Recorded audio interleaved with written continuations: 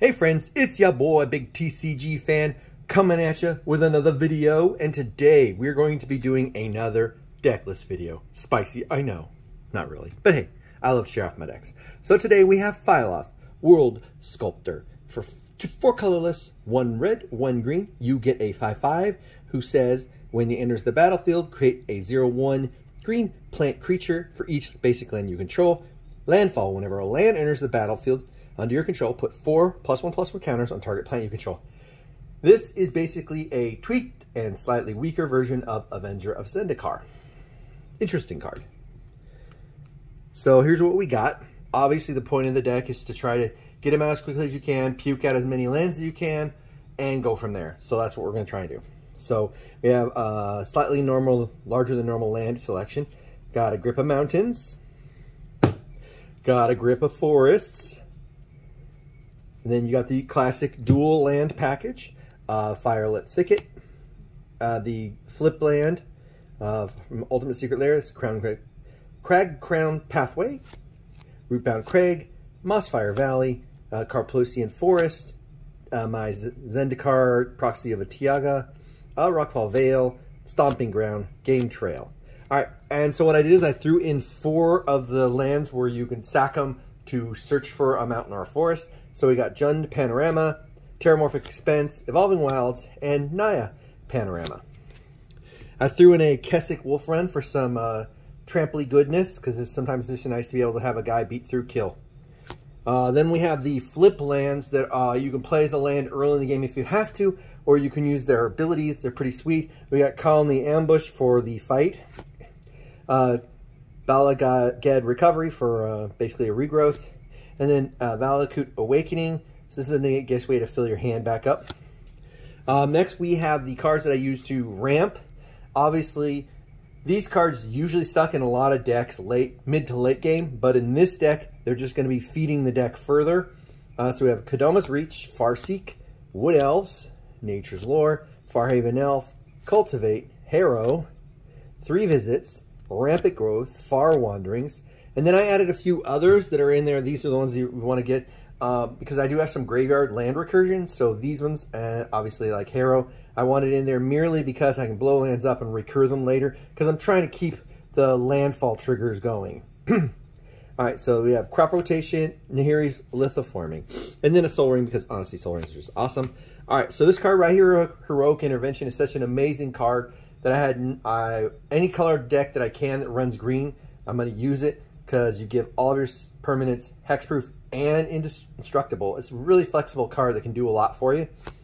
Next, we're going to go into my recursion set. I got a bunch of cards that recur lands and a few things that recur anything. So obviously Tilling Tree Folk is just nice because I can get some lands, put them back in my hand for more landfall triggers. And he's just a body. Regrowth for anything. So sometimes it's not a land you want, but a specific card. Regrowth's your card. All right, so now this is where we're dealing, where we have this card is probably the most amazing card in the whole deck. It has Graveyard Recursion on a very large body, and 6 mana is easy to get in this deck. And on top of it, whenever a landfall trigger kicks, I get double. So instead of +4 +1/+1 tokens on a plant, I get 2 sets of, so I can do 2 plants where I can do it, or I can all stack it on one. We got Remnath Excavator. So it's another one because I need to recur cards out of my graveyard when possible. Life from the Loam, same premise. So this card, not only does it get lands back, but it's just, this card is a late game winning card, because I'll just grab my whole graveyard, put it in my hand. I'm getting more landfall triggers, all the stuff that's died, boom, back. Now we're going to be looking at some of my removal suite. So we have Blasphemous Axe. Sometimes you just got to wipe the board, so I have that. Acidic Slime, I like this card because of its flexible kill and the Death Touch body for later. A lot of decks this card's not effective, but in a deck where you have so much mana, 5 mana is nothing. Rex Sage, Chain Reaction, another board wipe. Tyrant's Familiar, I like this card because of the fact that it's a 5/5 flying haste guy that he gets +2/+2 when Phylath's out, and then when he attacks, I get to do 7 damage to any creature. So it's like, boom, most creatures in the game die when you hit them for 7 damage. And I'll have a 7/7 flyer in play. And if I cast Phylath first, because he's 1 below on the mana chain, he'll come out the next turn, and then next thing you know, I'm smacking people and wrecking face. Recursion Grip, more removal. This card is just too amazing because of Split Second. Bramble Crush, this is a great thing to remove anything but creatures.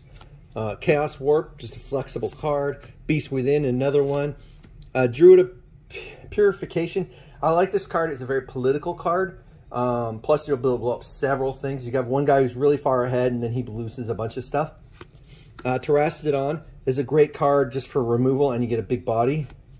Genesis Wave. Now we're looking into my card, I guess, card draw / card advantage cards. Cards that, you know, help me to catch up, because blue decks and other decks usually tend to outdraw you by a lot. So cards like this, you know, you have a lot of mana, so you play this, and you can see there are a lot of permanents in the game. Boom, there you go. You're just really putting a lot of things in play. Can you imagine having my landfall, a bunch of landfall triggers that you'll see, and then I play this and get like 5 or 6 lands? Yeah, I'll get out of hand. This card right here, normally I don't like helping my opponents with things like this, because this one right here, as you can see, you know, everybody's drawing a card, everybody's playing an additional land, but I'm going to get more out of the landfall triggers than anyone, and that's the hope anyways. Greater Good, it's just an amazing card. I'm like, oh, you know, oh. So like, I'll have this plant, it's about to die, I can respond to like a 9/9 plant dying, sack it, draw a bunch of cards, and discard 3. So yeah. Abundance, this is a great card because let's say I need a landfall trigger, and I just name land, or if I have plenty of lands in my hand, I need non-land, and so I'm controlling the card I'm getting. It's an amazing card for this deck. Just straight card draw. As you can see with Phylath, I'm going to have a bunch of 1/1 counters on creatures, so draw a bunch of cards. All of my creatures end up, other than a few of the little small ones, end up with a power greater than 4. So this card right here is just pure card advantage. Colossal Majesty. Inspiring Call. So this not only will let me draw a bunch of cards for my stuff, but it'll protect a bunch of things. So Sears Sundial, Landfall. So this is just another way for me to draw cards and take advantage of the landfall. All right, so here you go. Temperature Sour. Because you can see there are several things where you blow lands up. So this is a great way to get some more plants out of it, and then I can sack plants to put lands from my graveyard into my hand. So it's recursion and taking advantage of said recursion. All right, so obviously I'm going to need more land playing abilities than just 1 per turn if possible, and this is the creature. This is probably one of the most important cards in the whole deck, Oracle of Moldiah. Then we have Living Twister. This one takes advantage because I can, if I got lands and I have no landfall, I can just bounce a land right to my hand, put it right into play, and get my landfall trigger. That's probably the one I'm going to use more than discard a land to do 2 damage to any target. But the 2 damage might come in handy in late game. You never know. Some guy's down to 2 health. He's about to combo off. Nope, you're dead. So there are uses. All right, and this one right here is probably one of the more closer to my finishers, because you're going to be each creature you control gets +1/+0 for each time it is attacked this turn. And then if I can keep playing lands, I can keep getting combat phases. An amazing card. Constant Mists. This goes back to my sacrifice ability where I can sack lands. This is one of the ones that's taking advantage of that, because I can just buy back, sack a land, and just fog. And this card right here is such a pain in the butt for a lot of players to deal with. Courser of Krufix. This is just another way to play lands. Unfortunately, it doesn't give you an extra land that turn, but I can get them off the top of my library, and then when I get lands, I can get life. And in this game, any life you can get on a casualty on the side is great. Scoot Swarm. So this card right here is one of those cards that's going to quickly turn the game into, oh, I got a Scoot Swarm out, to, oh, I got 2 Scoot Swarms out, oh, I got 5 Scoots. It'll get insane really quick with this. And usually by the time, unless it's in my opening hand, by the time I draw it, I always are going to have way more than the necessary lands for the trigger to, I'm just getting a Scoot Swarm in play. And then when we have 2 Scoot Swarms, I play another line, oh, 4 Scoot Swarms, it just doubles really quick. All right, so then we got Zendikar's Royal. Obviously, my plan is to just overwhelm my opponents with creatures off of landfall triggers. You can see that clearly, and this is just a great way to do it. A Rampaging Balos, another of the same premise. And here, of course, is another one. I like this card because a lot of these things that you'll see they're making are elementals. So there's going to be a lot of elementals. So whenever elementals die, I can start bloop, bloop, bloop. And you're talking about, I put a land in play, I get a 5/5 elemental creature, a 4/4 beast, and a 2/2 elemental. You see what I mean? It gets out of hand quick. Colony Heart Expedition. This is just another way for me to get landfall triggers, because you get 2 landfall triggers when I sack it. So it's a great card. Lotus Cobra. Sometimes you just want to have extra mana. Lotus Cobra will get you there. All right, next we got the Nesting Dragon. This is just another one that makes creatures. This one right here, you can use it chump blocking, whatever, and you'll have lots of little flying guys. Evolution Sage. So this one's really cool because it does proliferate. So all those little 1/1 counters I'm adding are going to get doubled with it.